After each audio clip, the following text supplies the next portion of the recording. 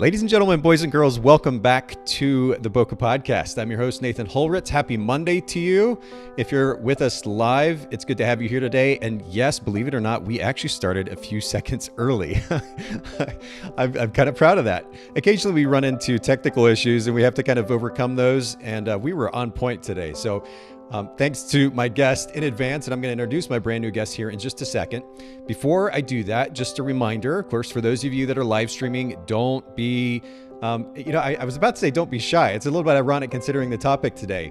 We are going to be getting into the topic of introversion, but don't be shy. We're friendly, we're nice, we won't bite. Don't hesitate to ask questions and comment as we get into this conversation today with Cindy, and would love for you to be part of the conversation. And if you're not live streaming, don't hesitate to come join us. If you follow us at Bokeh Podcast, Bokeh Podcast, on Instagram, of course, you can keep up with the upcoming live streams that we're going to be pushing out. And we're going to go to at least 2 episodes a week. So make sure that you're signed up, you're keeping up.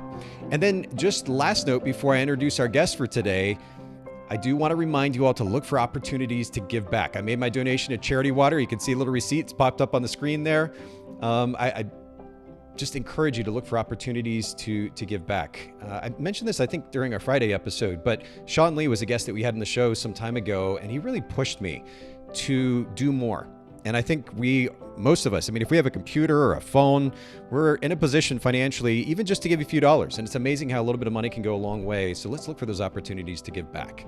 All right. Well, we already have people chiming in on the live stream. I'm excited to have everybody here. So let's introduce our brand new guest for today. Cindy Ames is here. Cindy, thank you so much for hanging out with me today and having this conversation about a really important topic. Absolutely. I'm excited to be here today. Thanks, Nathan, for having me. Well, and we had a chance to catch up a little bit before we got started, which is kind of fun. I told Cindy this off air that I'm kind of nerding out, honestly. I'm really, really excited to actually get into this topic today of introversion. We're going to talk about how to overcome introversion as we interact with our clients in business, especially for photographers. And Cindy, you probably know this, but a lot of photographers in our industry were self-claimed introverts. So I think it's a super relevant topic. Absolutely, it is. Well, we're going to go there in just a second, but let's kind of get warmed up like we normally do here on the podcast. And Cindy, I want to talk to you about your business. And you were telling me before we get started, you've got your hands in different things, but what you're here representing today is your life coach or emotional coaching business and or emotional intelligence coaching. I saw that phrase on your website, actually, and I really like that because a lot of people will say that they're life coaches, and I think it's kind of general and vague at times. That specificity of emotional intelligence, I think, is something that more and more people are becoming sensitive to. And I love that. But I'd love for you to I guess, share what your business's brand position is then in that regard. Sure, of course. I'm happy to do that. So mine is I help entrepreneurs unlock limiting beliefs so that they can have abundant businesses and lives. And I find that it's a really important component to look at both the business side and the life side because one can feed into the other. And it all comes down to mindset that we have. And sometimes we have certain thoughts that we believe are true. And if we really take a moment to examine them, those thoughts might be limiting us in some way. And so by looking at them, it allows us to say, you know what, this really isn't working for me, so let's make an adjustment here. Let's bring in another thought that helps me to get the outcomes I want, right? Because that's what we all want. We want better outcomes in our lives. Okay.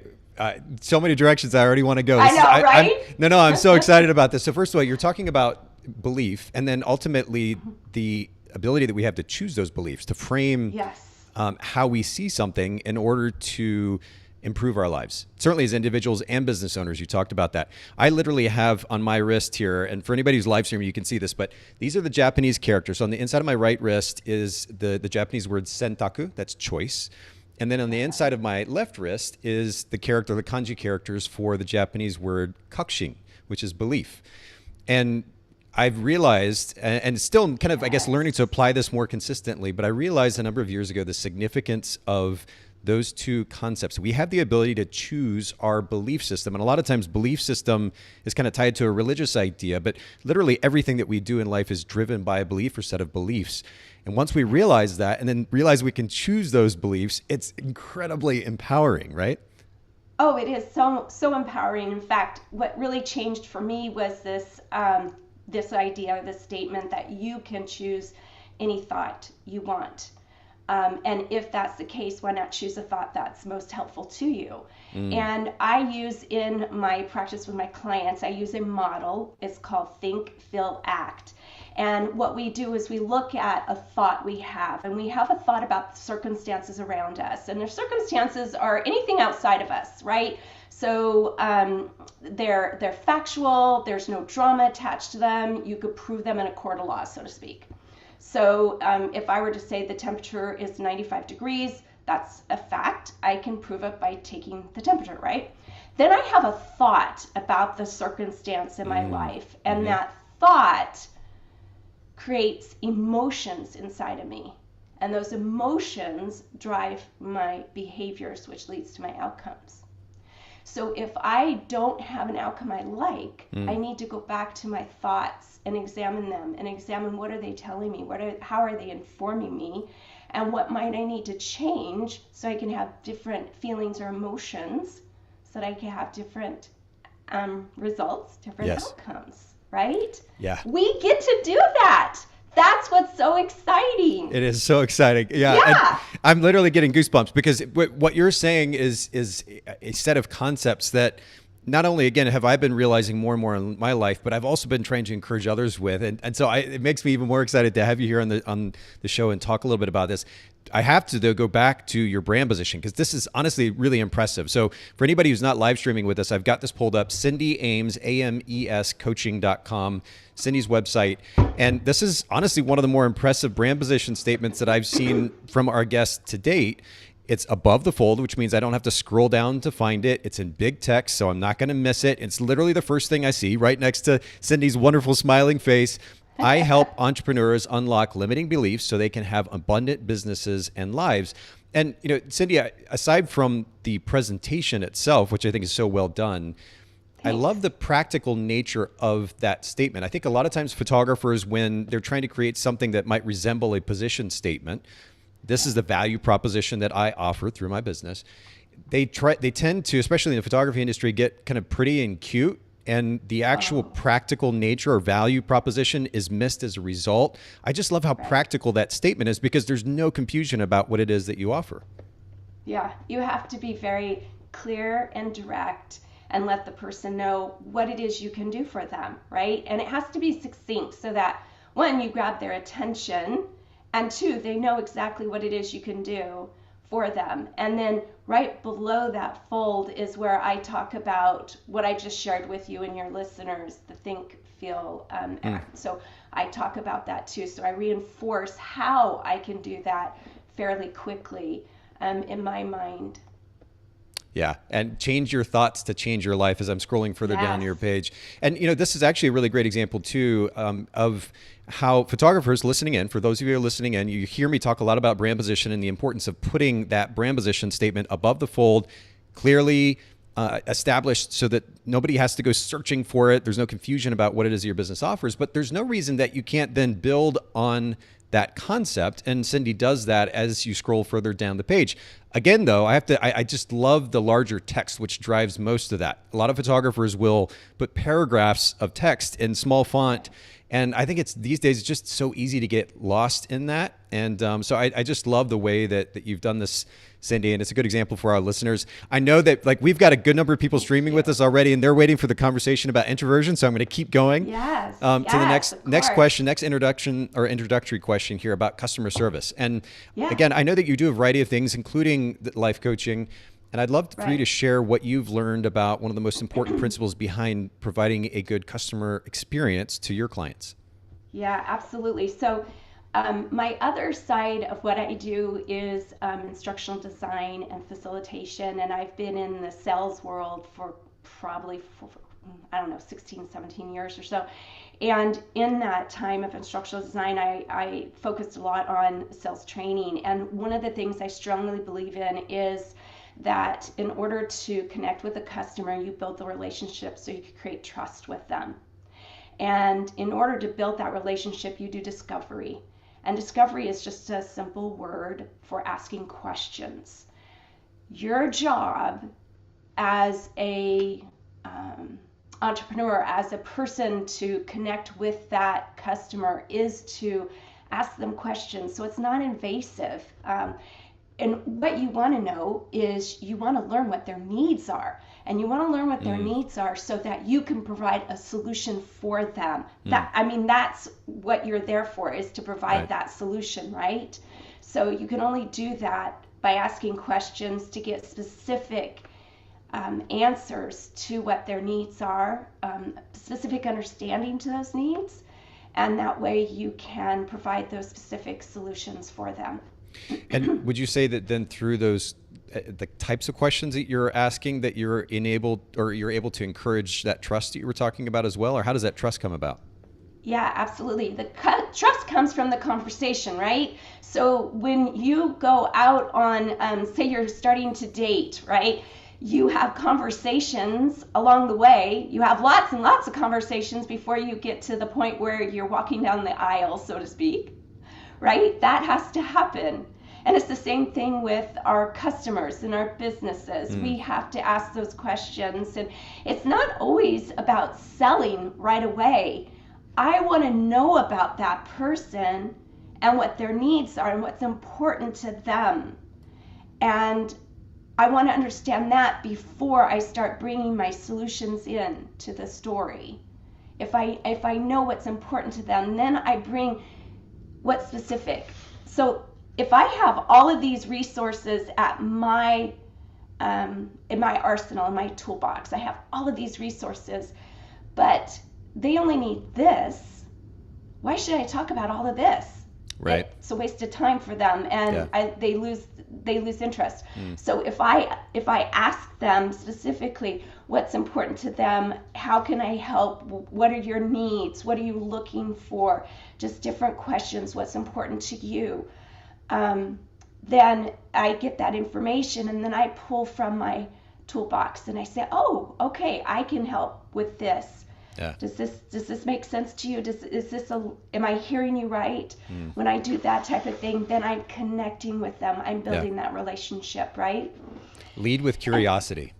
Oh, absolutely. Absolutely. That's my biggest thing. Curiosity and empathy. Those two things together make a world of difference in building a relationship with somebody. It's so true. Yeah, it's bit me too many times that I have not done both of those things, actually.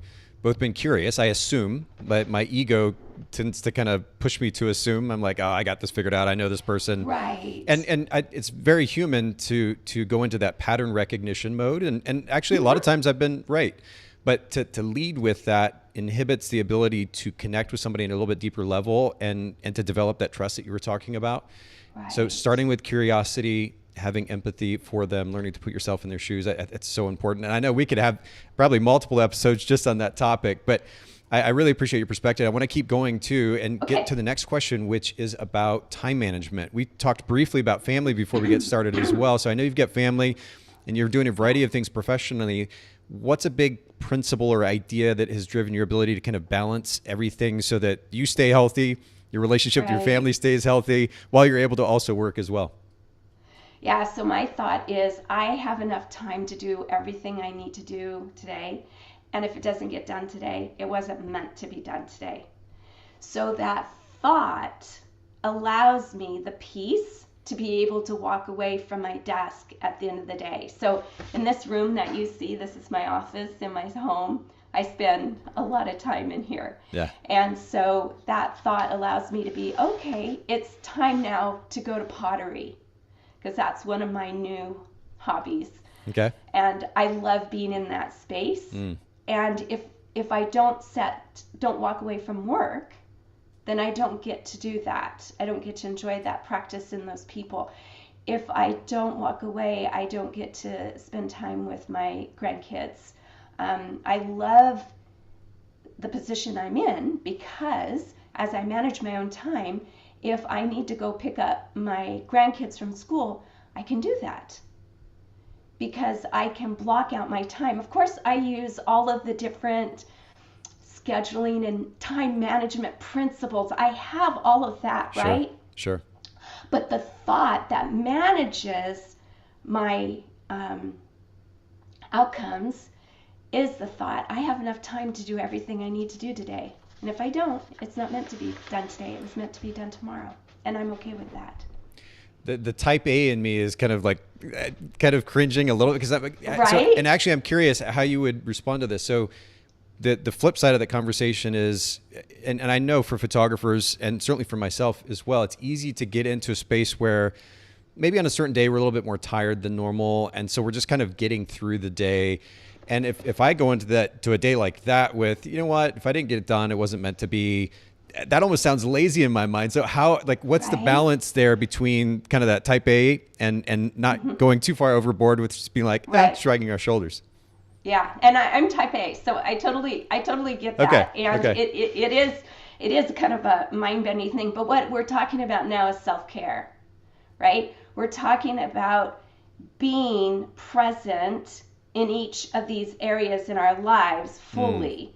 Okay. And I know for myself, I've proven it to myself over and over again, when I don't have that philosophy, my body shuts down. I hurt myself. I either have a lot of illnesses or physically I have horrible tension in my neck and my shoulders from all the keyboarding, my wrists, the whole bit. Yeah. My body physically stops working. I get it. So I know that if I manage that, and because I'm type A, I'm not going to ever be, on that, yeah, bro, whatever, if I don't get it, whatever. I show up for my business. I show up for myself. I show up for my family, right? Yeah. So I know it's going to get done. And I know it's not the end of the world.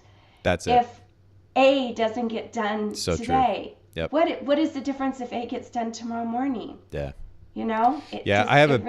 I'm guilty of that for sure. Like building something up in my mind way too big, way more than it needs to be. And you're right. Most cases, probably 98% of the time, that thing's really not as important as we just made it in our mind. Yeah. It's okay to push it to the next day in some cases. So I hear you. Good reminder for me for sure. All right. One last question before we get into this introversion topic.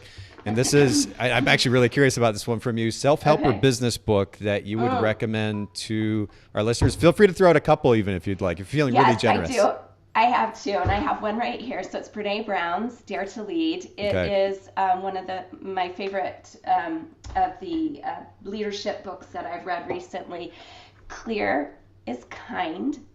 Unclear is unkind. Unkind.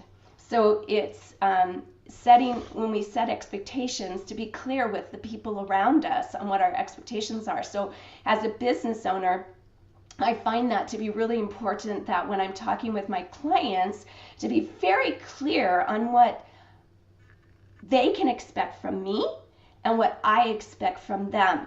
When I take on a new client, part of my coaching agreement says that they're open to change, that this is a space, this is a time when they're ready for change. And if they're not, then that might not be a good time for coaching, because that's what coaching is about. It's about change. And so when you guys talk with your clients, you want to be clear on to what you can do for them. Never overpromise and underdeliver. We never want to do that, right? So I love that. And then the other book that I listen to, so I don't have a book to hold up for you, is Kristin Neff's book, Fierce Self-Compassion. Okay. One of the things that I think that a lot of us have is this judger voice inside of us. And sometimes that judger voice is just a little too loud, and we need to be able to manage it. It's a part of us. And so what I am doing is I am working on loving it, because it's a part of me, and telling it that I'm okay. Thanks for letting me know what's going on. And I've got this. And a phrase that I like to tell myself when I feel like I've made a big mistake or something's going on is that I'm human and humans make mistakes. Yeah. And I'm okay. Right? Because sometimes the best thing we can do is just to be kind to ourselves.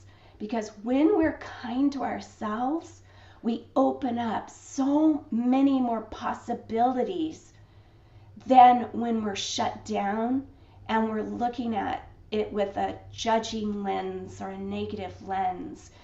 When we do that, the possibilities, the choices out there are just so much more limited.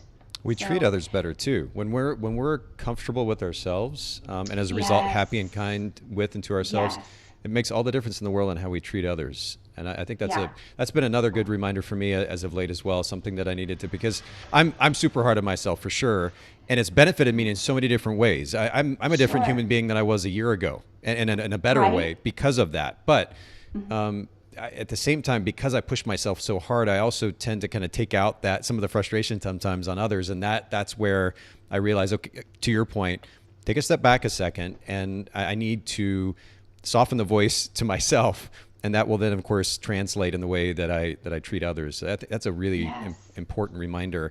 And I'm going to pop up on screen for anybody who isn't familiar with this book, Fear, Self-Compassion, How Women Can Harness Kindness to Speak Up, Claim Their Power, and Thrive. That's by Dr. Kristin Neff. We'll link to that in the show notes at bokehpodcast.com. And then the other book that you mentioned as well by Brené Brown, and that Clarity is Kindness. I thought it reminded me of a quote, actually, Cindy, that somebody that we had in the show, I don't know how long ago it's been, but Nina Larson, she said, people only get upset if they can feel confused or lied to. And that quote really stuck with me. And it's applicable certainly in our personal lives, but also as business owners, when you talk about expectation management, which is such a big challenge for like my editing company, for example, because there are a lot of moving parts to that service. Clarity is just, it goes without saying almost, but it's vital, right? And when there isn't clarity, it leads to frustration.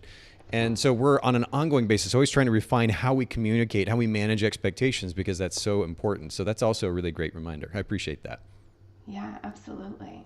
Well, I wanted to get on to the main topic at hand. And I know some that are holding on for this. This is, we're going to talk, for everybody who hasn't seen the title of today's episode, we're going to talk a little bit about how to overcome introversion in our lives as photography business owners, and maybe just as entrepreneurs in general. And to be clear, when I say overcome introversion, I'm not suggesting it's a bad thing, but I know that Cindy, based on conversations that I've had with so many photographers here on the podcast or otherwise, many photographers identify as being introverted and talk about how that kind of interferes with not just their social life, but their ability even to interact with clients comfortably. And so I'd love that you're going to kind of help us tackle this topic today and get into ways that we can kind of proactively kind of work around, if you will, those tendencies. But I mentioned to you before we get started, I love on this podcast getting into principles. I think principles, root level principles, are super important to understand. And when we talk about this idea of introversion, maybe even just to begin with, would you mind defining the word for our listeners, just so we have kind of a good baseline? Sure, absolutely. So introversion is a person, or an introvert is a person who enjoys time alone, and they find that they're emotionally drained after being with people for a long time.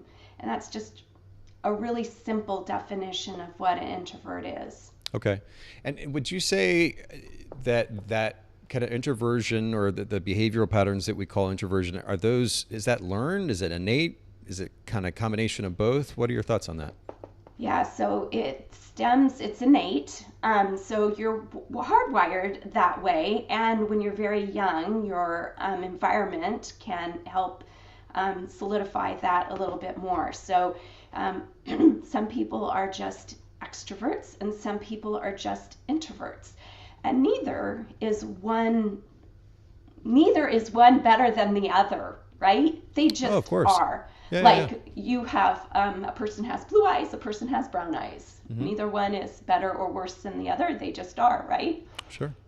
I think the potential drawback is when it gets in the way of us living the life that we want to, right? Yes, exactly. That's what I was going to just go to. Is it impacts us when it becomes a limiting belief, like what I say on my website.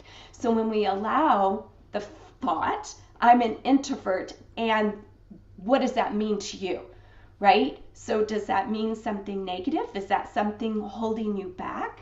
If that's the case, then what we want to do is look at those thoughts that you have around being an introvert.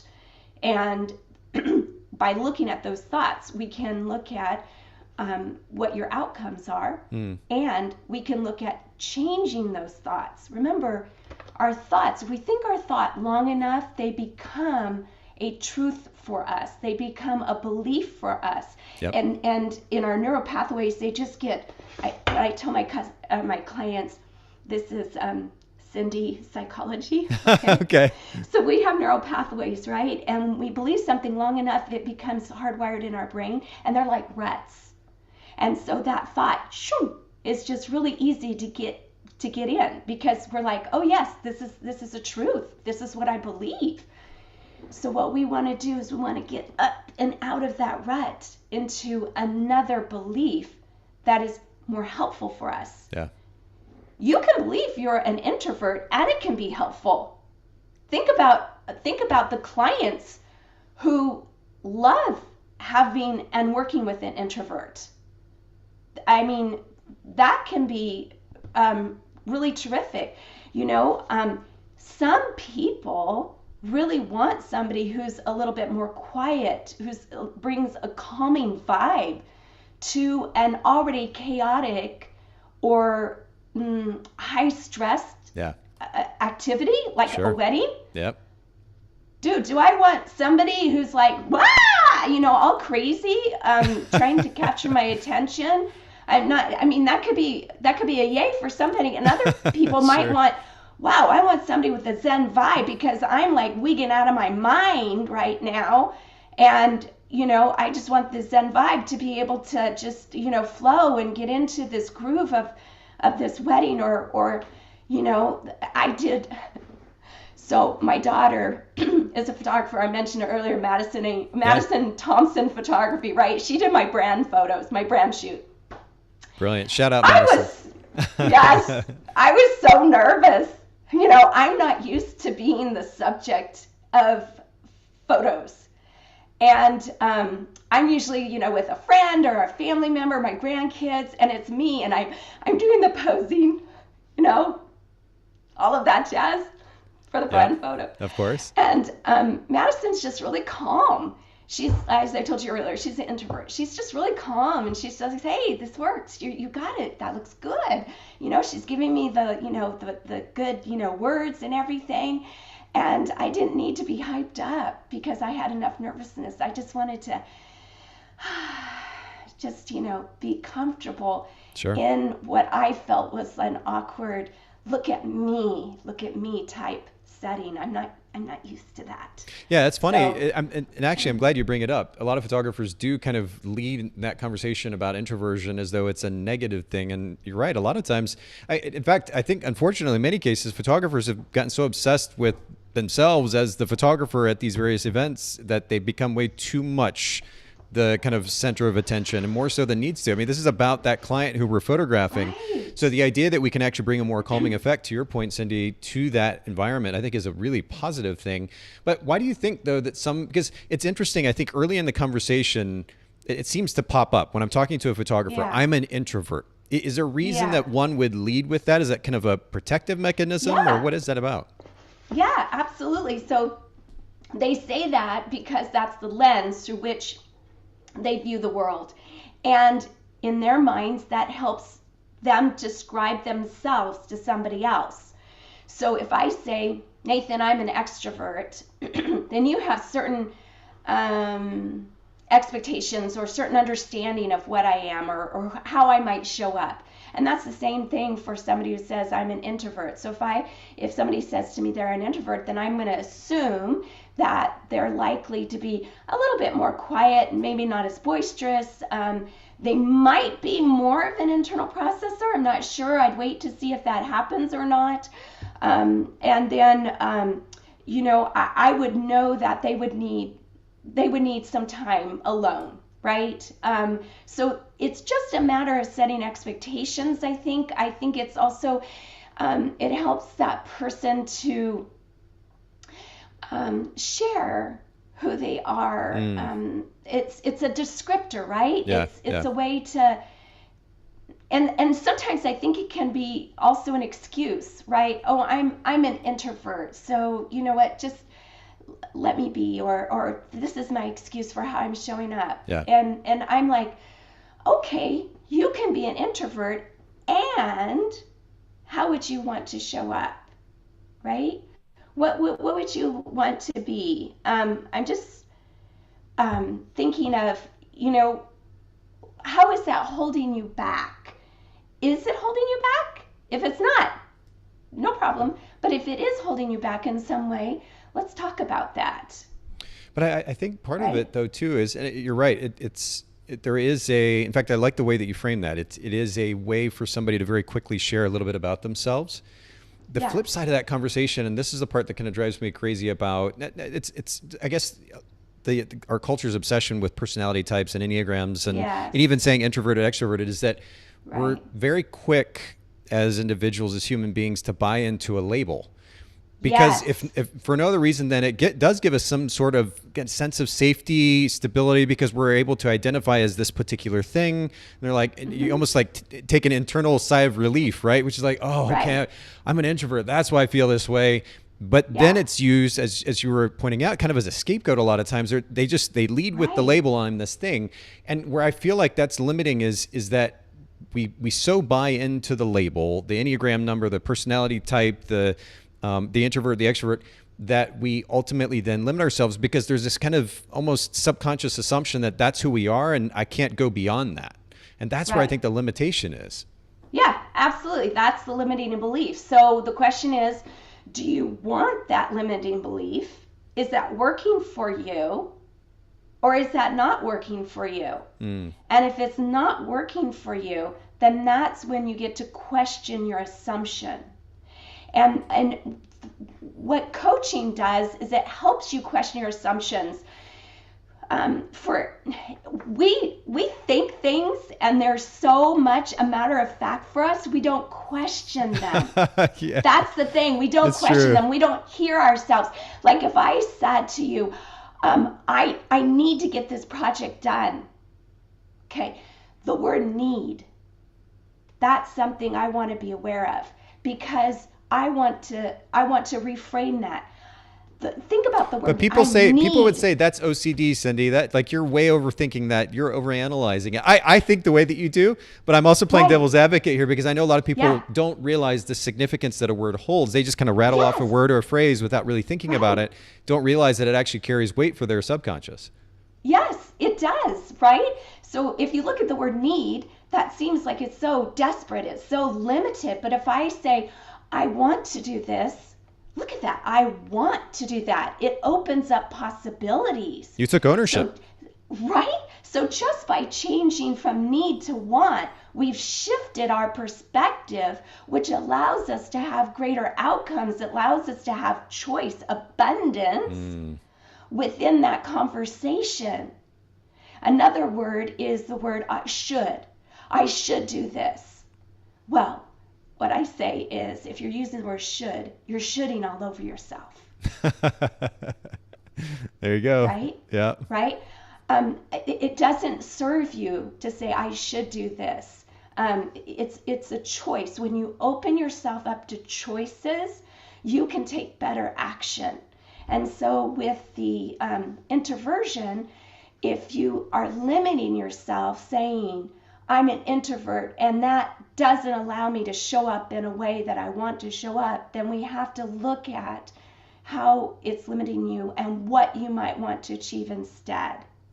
Now, you said something. Because we can change that. Yeah, 100%. I agree. You're talking, though, about this idea of something serving you or not. So does this tendency of introversion, does it serve me or not? This may seem a little bit rhetorical, but just for clarity's sake, how do you establish what serves you? If something's going to serve me, if something is going to enable me, then I would assume that I already have set a goal or a set of goals for myself. So there's something that I'm trying to achieve. In order for somebody to determine whether or not these behavioral tendencies serve them or not, do they need to set some kind of personal goals or business goals first, or what's the process there? I think it's just your thoughts, right? Your outcomes. So does the thought, I'm an introvert, serve me? But I guess that's what I'm asking. Serve you in what sense? Like, is it making your life better, or helping you feel better, or? Yes. Is it getting me what I want in life, right? Am I meeting my goals? Am I getting the outcomes? Am I having the relationships that I want? Am I having the life that I want? Am I obtaining the things that I want? And I think that goes for any thought that we have. Does it get us what we want in life? And that's what I mean. Does it serve me? You could also use the phrase, is it helpful? So is that thought that you have, is it helpful for you? Yeah. If it's not, I look at it this way. If it's not moving me forward, then it's not serving me or it's not helping me. And if that's the case, I need to look at it and I need to determine, if that's not working, I need to get another thought. Yeah. Yeah. Does that make sense? It totally makes sense. It totally makes sense. I think it's important. What I've realized, and by the way, I was guilty of this too, and it's still something I have to be intentional about, but I think a lot of times in the photography industry, photographers, especially when it comes to running a business, don't have clear intentions. So they don't know where they're trying to go or what they're trying to achieve. So the idea then of determining whether or not something serves them or helps them is a little tough because there's no filter. It's just like I can kind of do any and everything. I want to be a photographer. And if that's great, they want to be a photographer, but that's not very specific. So now they don't know what they need to do in order to achieve something. They're just, I took pictures today. I'm a photographer. Okay. But that now you're only going to function at, only so high a level because you're not trying to achieve anything specific. So it was kind of a leading question, I guess is probably a better phrase, in the sense that I think in order to determine whether or not something serves us, enables us, makes us better, it's also good to be clear about where we're trying to go in life as an individual, and then also as a business person too. We can determine whether or not, does this behavioral tendency serve me as a photographer or as an entrepreneur?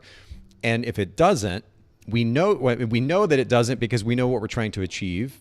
And now we're able to begin the corrective measures necessary to kind of make some adjustments and move beyond that. So I think this is actually a really great segue too to my next question. You mentioned to me before we got started that you've got 5 different ways that you were going to share that introverted photographers can kind of move beyond their tendencies, their introverted tendencies, interact with potential clients and clients a little bit more comfortably. And I'd love to get into those if you don't mind. Yeah, absolutely. So the first one would be looking at a person's mindset. And I love this question. What might change for you if? So the question is, what might change for you if, and then you fill in the blank, if being an introvert wasn't limiting? Whatever you want it to be. But looking at your mindset around being an introvert would be the very first thing, because you have to look at your mindset. Then the second one is when you go into that shoot, focus on the other person and what their needs are. Really center yourself on them, because when you can do that, you're distancing yourself from yourself. You're focusing on them. So your brain's energy is spent over here as opposed to in here worrying about how you're showing up and what you're supposed to say and all of that stuff, right? Yep. And so in my coaching practice, what we call that being present. So when I'm talking with a client, I'm focusing utterly on what their words are. And yes, I'm a human being, so my thoughts might drift. And when I see that, I'm like, and come right back. So as a photographer, you could do the same thing. Be present in the moment with that other person and focus on what their needs are. I love that. It's so easy. Again, I get in my head way too much of the time, and it's so easy to get fixated there. And one of the simplest ways to adjust that or to kind of fix that is to focus on serving somebody else.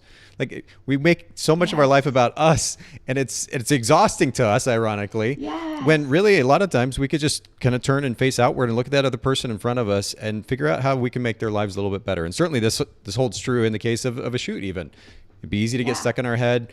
Instead, let's focus on creating an incredible environment for this individual or for these people that we're photographing and giving them a really great experience. And it's amazing how we redirect that focus. It's such a relief mentally and emotionally. Yeah, absolutely. Yeah, absolutely. The next one is if you're having a long shoot, take time out. So like you're doing a wedding. I know weddings can last hours and hours. Take time out for little me breaks. Okay. So, and when you do that, focus on your breathing. So, breathing is such it's such a thing we do all the time. We don't pay attention to it, but it's a really big thing. So if it's a long shoot, or if you get into overwhelm, you can do box breathing. And box breathing is really simple to do. And I do it with my clients before each session to ground ourselves. Okay. And box breathing, if you think about a box, you're going breathing in. And I just do a count of 4. You could do whatever. Count of 4. Breathing in for 4. Holding for 4. Exhaling for 4. Holding for 4. And then you do it in a few cycles, however many you have time for. But what happens is when you do the deep breathing, your parasympathetic nervous system calms down, and that anxious part in you that thinks you're unsafe, it smooths out. And so you don't go into that flee. That's the flee. I always want to turn them all around. You don't go into that. You're in that, again, that anxious part of your brain just calms down. So that's really, really helpful when you go into overwhelm. That is such a powerful technique. It's surprising how something so simple is so effective, but I've used it a number of times. Oh my goodness, it's amazing. And maybe part of it is just the intentionality, the kind of innate presence that it requires in order to do it. But I also have realized for myself, I'm super athletic, so I naturally breathe hard. For example, when I go work out, when I get put in a really hard workout, I go play soccer, or maybe I'm riding the motorcycle.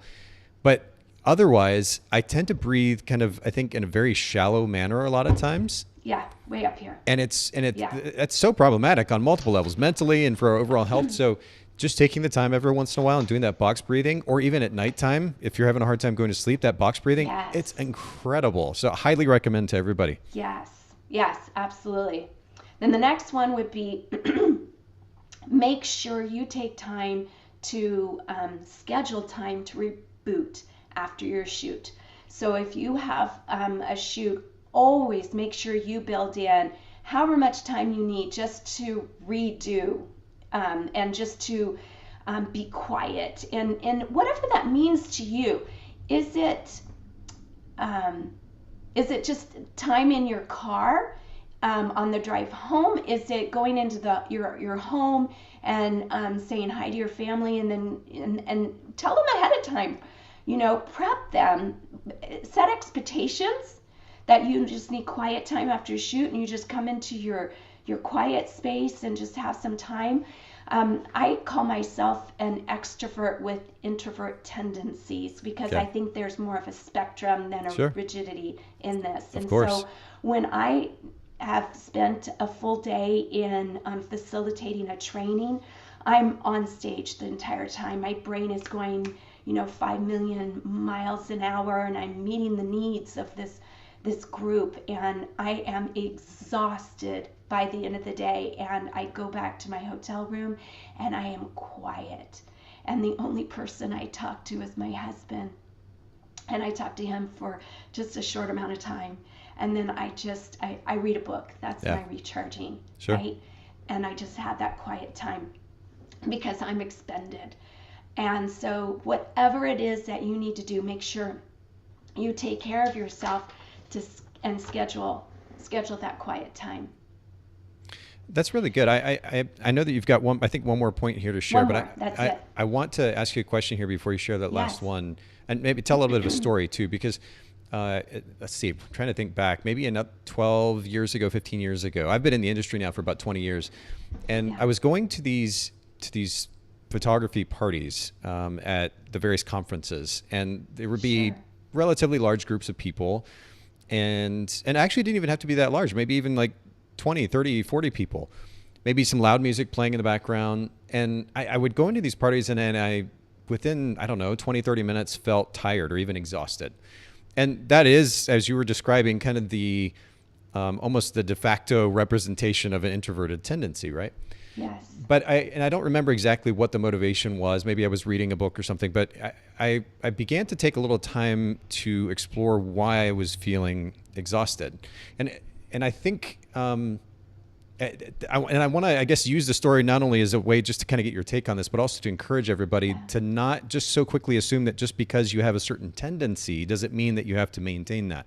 I was curious what was causing that sense of exhaustion, and I wasn't willing to just kind of buy the idea that I was an introvert, and so that was it. That's the reason, and I can't do anything about it. And what I realized was that when I was going into these environments, I was trying to put on a persona that didn't come naturally. I was trying to be cool, which is pretty hard for me. I'm kind of the nerd, the geek of the bunch. Yeah, But I was trying to be something that I wasn't, to kind of borrow a cliche phrase. And that was what was actually exhausting. So, Yes. and once I was able to identify what was causing that, I changed my approach. So when I would go into these larger gatherings, rather than trying to mingle and try to be the cool guy and look great and have conversations with all these different people, and it was all these surface level conversations, I would hone in on an individual, maybe sit down. I might have a drink, might not, but I would just have a conversation with that individual person. And I know that's a strength of mine.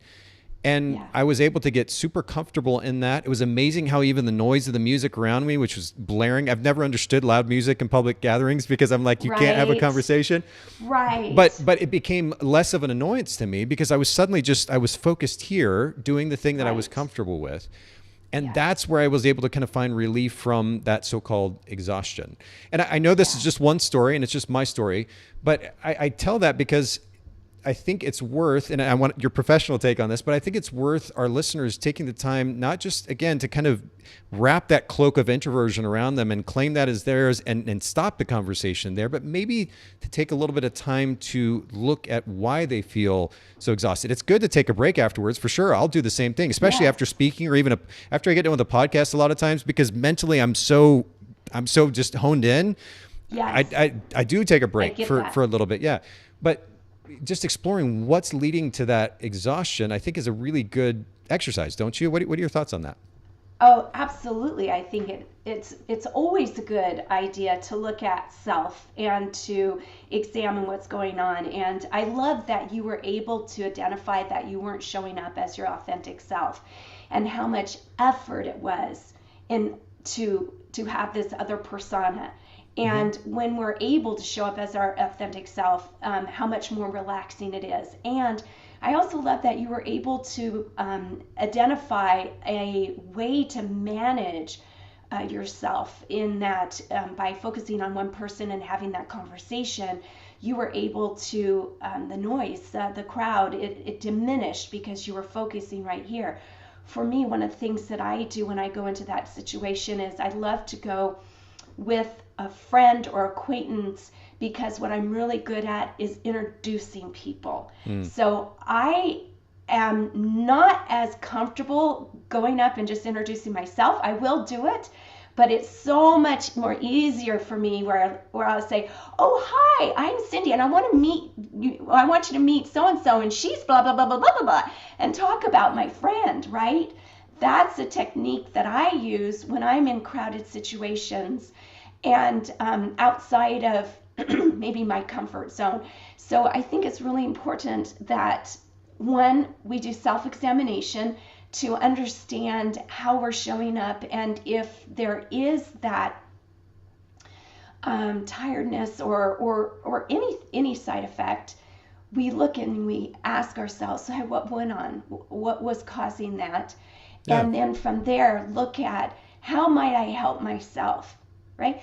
You are the only you there is. You have to take care of yourself. You have to treat yourself with kindness. And so if you're going to a situation that is more challenging for you, that causes you to bring everything, oh, I've, kind of got to perform, I've got to show up in this way.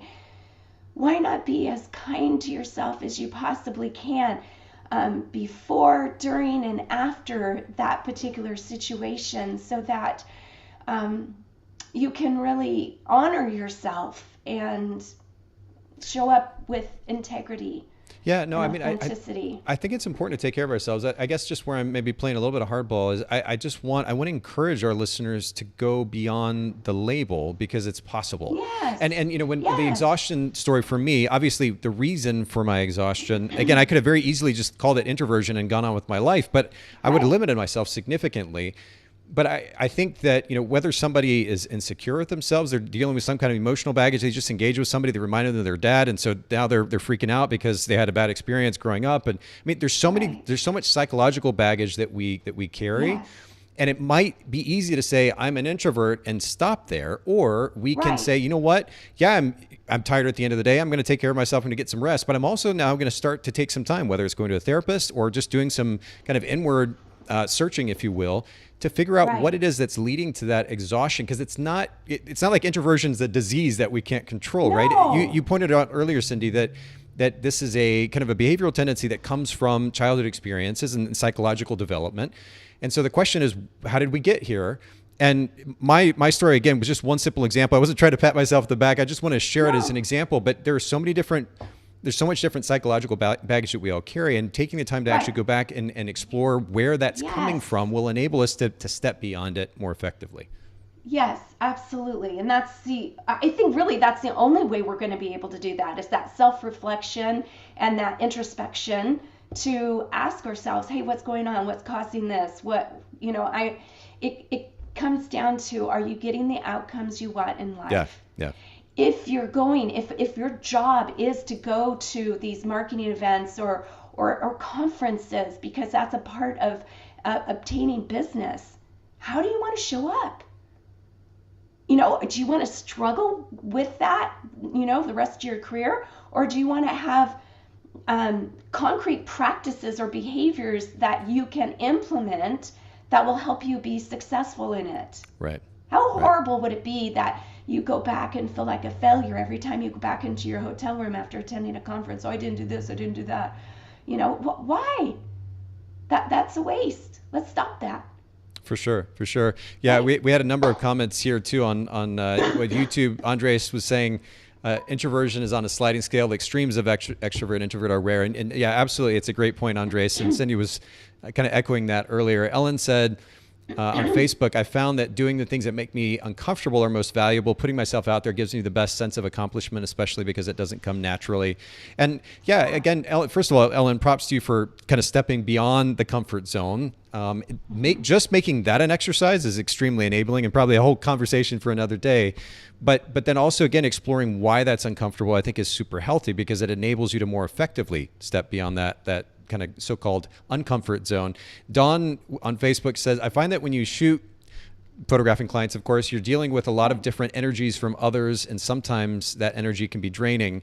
And what I immediately thought, Cindy, and I'd love, again, your expertise here, but Dawn's comment's interesting, because in my mind, what I'm imagining is that Dawn, or probably a lot of other photographers too, are kind of taking on the energy of the other clients, because somehow there's this kind of subconscious tendency to feel like take responsibility for their behavior, their actions, their feelings, their tendencies, versus being comfortable in oneself and not feeling the need to kind of take on that energy. But what would you say from your kind of professional expertise? So yes, I think it's important to separate ourselves as much as possible from the other's energies or emotions. And yet we know that emotions, like if I'm happy and I'm laughing and I'm so excited to see you, you're going to feel that too, right? So those energies do move between us. So when you've got somebody, and I'm imagining here the energies are draining. To your point, I'm imagining that somebody is rather boisterous and it's kind of taking from you. And I've been with people like that before. So what I do is I just breathe through that. That's something that helps me, is just breathing through that. It's just a certain time period I'm going to be with that person, and I manage my thoughts, right?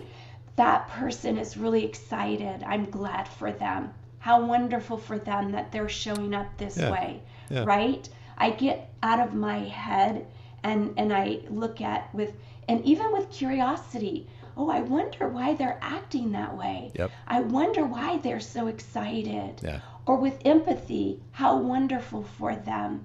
Curiosity and empathy, again, are really two good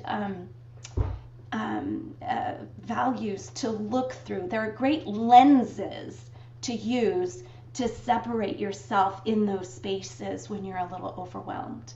Well, I think part of what drives introversion, and again, I can speak for myself here, but is in many cases insecurity with oneself in one form or another. And when we're insecure with ourselves, in many cases, there's a tendency to take on the energy of others more readily because we're not secure with who we are. So now we get, oh, well, if this person's doing this, then I got to take that on or that on. And the ability to be comfortable with ourselves enables us to do exactly what you're describing, which is to objectively observe out of curiosity, show empathy, because the way this other person or these people are behaving doesn't actually have to affect me. It can just kind of bounce right off. I'm observing it, I'm seeing it, but I'm choosing how to engage with it versus kind of taking it on. And that is extremely draining. Again, I speak from extensive experience, right? Where, again, because of my own personal issues, I'm taking on the so-called energy of others. And it's, first of all, not necessary, but it's extremely draining when we get to that place. So it's a good, I think, reminder for everybody to take a look inward again and get to a place where you're comfortable with yourself. Because when you're able to do that, you're able to engage with other people more comfortably as well. Yeah, absolutely you are. Absolutely. Okay, so I've got my little notebook of notes here. I was taking notes. So far we've got look at mindset, and I wrote down the quote, what might change for you if being an introvert wasn't limiting. Number 2 was focus on the other person. I actually kind of put in there serving the other person as well, because again, that focus on serving is super that's one healthy. of my favorite words. And then number 3 is take a few minutes for yourself during a longer shoot, just to kind of have a breather. And we talked about box breathing. Number 4 was schedule that reboot session after the shoot. And then I think you've got a 5th one for us as well, right? Yeah, my last one is hire a life coach. If you are having trouble and you're not getting the outcomes you want, hire a life coach. Hire somebody that, and if it's deeper, of course, therapy is great. And I have experienced with both. I love both. But as a life coach, that's my offer. You're not biased at all, are you, Cindy? No, not at all. What we want to do is we want to work on the mindset, right? And with a conversation, we can get to what are the underlying thoughts, what are the core beliefs, and then we would look at, is this not working? Okay. Then what can we pick up instead? And I love that. I even love the imaging. Like, I think about this. This is what I have, and it's not working for me. I'm going to leave it here. And now I'm going to pick up something, and I'm going to use something else moving forward that's going to better serve me and getting the outcomes I want in life. And that would be the 5th one, to really examine your thoughts and your beliefs and what you want out of life. And when you have a partner to do that with, the partner can help. They hear what you're saying. Remember, I said before that sometimes our truths are so embedded, we think it's a fact when it's not really a fact. And so the partner can help hear that and bring it to your attention, and then you can examine it together. That makes sense. You were talking about the idea of the object, almost treating this thing. Yeah. I was thinking about a book that I've mentioned a number of times on the podcast before, Michael Singer, The Untethered Soul. Have you ever read that? No, I haven't. He talked, and I'm going to get you a copy of it because I think you would really love it. But Michael Singer talks about that so-called voice inside our head that we've been talking a lot about here on this episode today. But such a fascinating concept in that so-called voice, those thoughts that we have, whereas again, we have a tendency, and I'm guilty of this a million times over, of taking that thought or those thoughts and making them reality, obsessing over them, cycling them over and over and over again in our head. What he talks about in that book is the ability that we have, kind of like you were just describing, Cindy, to engage with that thought as an object. So like I've got my phone in my hand here. I can pick the phone up and then I can choose to put it down. The phone's not stuck to me. I choose what I do with it. I choose to pick it up, but I can do what I want with it. And now I also choose to put it down. And I have the ability to make that choice. And what Michael explains in that book and demonstrates beautifully is that you have the ability to do the same thing with your thoughts. You can see them. You can acknowledge them. We don't have to try to act like we're ignoring them, but we choose how to engage with them and the significance that we give to them. And I think that is extremely applicable to this conversation around introversion. Yeah, absolutely. And I look at that way about navigating emotions also. Oftentimes we want to bury them, and it's just like, acknowledge them. I see you. I see you, guilt. What are you trying to tell me right now? Okay, and just sitting in with it and breathing through it, and then looking at what do you want to do moving forward. Yep. Right? That's it. So, what do we want to do moving forward? I think that sums up the conversation beautifully. And I really appreciate you being willing to come and share it today on the podcast. Cindy, will you just so much. Well, no, thank you. And we remind our listeners where they can learn more about you, both your website and social media as well. Yes. So it's Cindy Ames, AMES. coaching.com is my website. You can get all the information there, and I have information on the Think, Feel, Act model. And then on social media, go to Instagram. I am at Cindy Ames Coach. Perfect. And I've got that up on the screen too for anybody who's live streaming with us. By the way, thank you everybody who joined us today for the live conversation and for your comments and thoughts. And for those of you that are not listening live, you're listening to audio after the fact, come join us sometime. Come hang out. It's the benefit of the live stream. You can get to interact with, ask questions, comment on the conversation at hand with our guests. But thanks again, Cindy, for all your time today, for sharing your advice and wisdom as well. It was my pleasure. Thanks for having me on your podcast and for just being here. It was great to have a conversation with you, Nathan. Totally my